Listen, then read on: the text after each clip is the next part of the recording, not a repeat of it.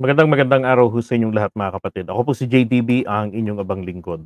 Pag-usapan naman po natin ngayon, eto hong binabalak gawin ni Senator Bato de la Rosa na pupunta sila sa September 6, so 2 days pa, ah, ano yun, Biyernes.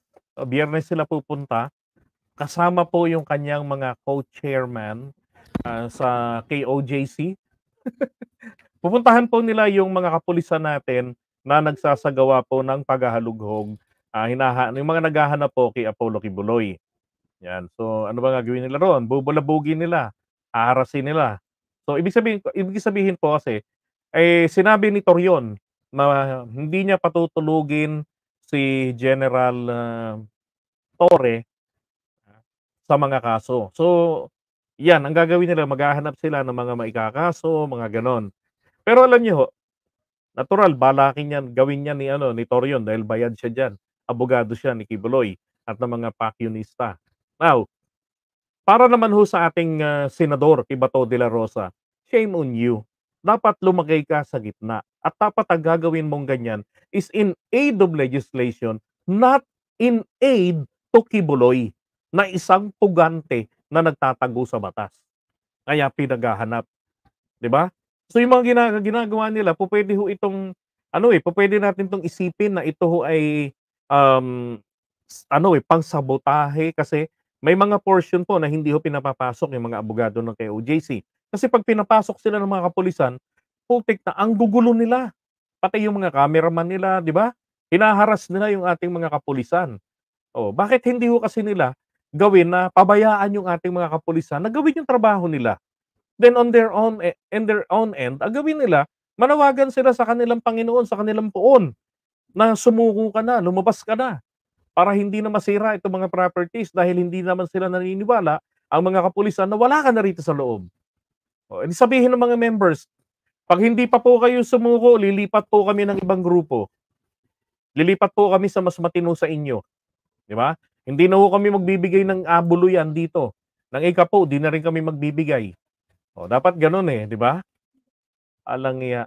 Ano na naman ang gagawin din diyan ni Bato de la Rosa sa susunod na hearing? Hindi ba't sinabi niya na yung mga nangyayari diyan sa KOJC, yan ay magiging bahagi po ng pagdinig ng mga darating po na mga hearing. Oh, 'di ba? So sasabotahuin ito ni Bato de la Rosa. Alam niyo ba't po ako natatawa rito? Tatawanan lang siya diyan ni General Diwata, ni General, Torre, tatawanan lang 'yan si Bato de la Rosa. Alam mo yung tama si Sir Carlos Maglasang, sinasamantala na lamang ni Bato de la Rosa ang kanyang kapangyarihan na nalalabi, 'di ba? Para sa KOJC na after all, alam naman na rin niya siguro, ramdam niya na, nasa kangkungan na siya pupulutin sa darating na halalan. Kaya naman po, kesa asahan pa niya na siya po ay makakuha ng boto sa atin, sa mga supporters ng ating pangulo at ng administrasyon, alam niyang hindi na siya makakakuha. Kaya ginagamit niya na ngayon ang kanyang kapangyarihan bilang senador, ah, para matulungan ang mga tao na may mga atraso sa batas na mga kaalyado niya, 'di ba?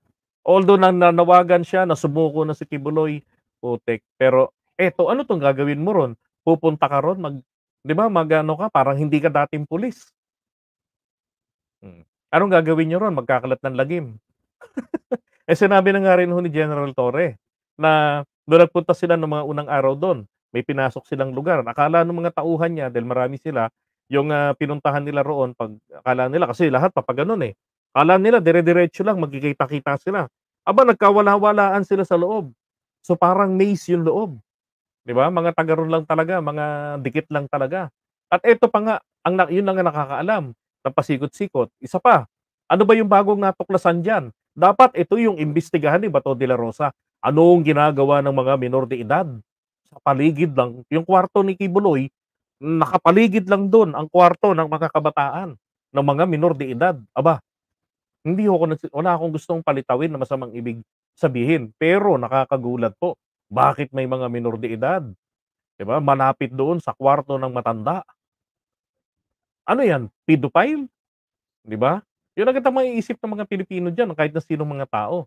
Oh, mali nga raw ng PNP na dapat, pinaalis nila yung mga natutulog dun, question nila yun. Baka mamaya yung mga natutulog dun walang 'pag binaliktad mo yung kama, nandun pala sa ibaba ng kama ang, mahiwagang lagusan, mahiwagang portal sa langit-langitan nito ni ano, ni Kibuloy. Hmm, ano yun? Bato wants to protect the gold in the bunker. I don't know.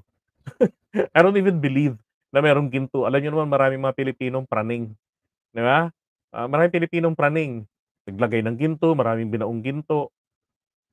Wala hong ginto diyan sa Kibuloy, maniwala kayo sa'kin. Sapagkat ang sinabi ni Kibuloy po ay ganire, ah, ang, Amerika ay mayroong 8,000 metric tons of gold, sila yung pinakamarami. Ang, sumunod po ay ang, Germany, 'di ba? Oh, yun ang pangalawa. Tapos sabi niya, "Lahat ng yan ay akin, akin lahat yan." Oh, ang tanong ko ngayon sa inyo mga kapatid, kung susundan natin yung sinabi ni Kibuloy, nasaan ang mga ginto ni Kibuloy? Andiyan ba sa ilalim ng lupa? Wala ho, sa Davao City, nasa Germany, tsaka nasa Amerika, at sa iba't ibang bansa, 'di ba? Kalokohan. Huwag yung pagpapaniwalaan yung mga gano'ng klaseng mga imposibleng mga bagay. Kung ikaw ay may ginto, babaon mo sa lupa, ba't ka pa bumili? Every 5 years gumagalaw ang umuusong ang lupa, gumagalaw. Yung binaon mo rito sa tapat ng kinauupuan mo, after 5 years, baka nandun na sa pinto ng kapitbahay yan. Wala ka ng ginto, 'di ba? Hmm. Ano yan, but according to General Torre nasabi na nila, sa mga kinauukulan ng about sa mga minor na nandiyan. Oh, yun, very good, 'di ba? Ang tanong, paano mare-rescue ba yun ng gano'n-gano'n? Makikita pa ba yung mga minor na yun, 'di ba? Oo.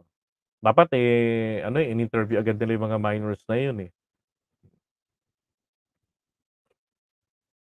Ayun na nga, bakit maraming mga bagets doon?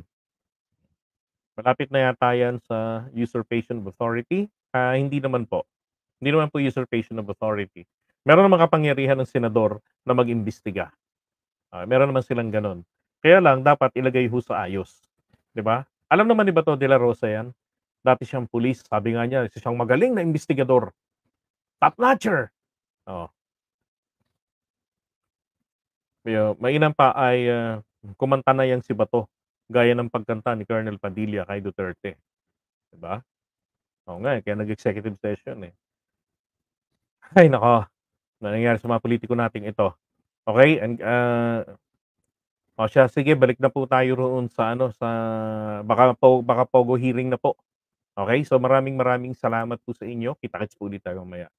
Alright, pero masayang-masaya po ako ngayon kasi eto yung hinihintay ko lang na dalawang bagay na mapatunayan ko, makapagpakita ako sa social media, sa vlogs natin ng proof of life na ang presidente ay hindi po AI, buhay na buhay. Okey? At eto pong, PCO at etong mga fake news peddlers na ito, sabi ko nga, lumutang lang ang presidente, makita ko lang ang presensya ng pangulo sa social media na buhay, patay sa'kin ang PCO at ang mga fake news vloggers na ito. Alright, so muli po maraming maraming salamat sa inyo. Isa pong, siyemene na hapon.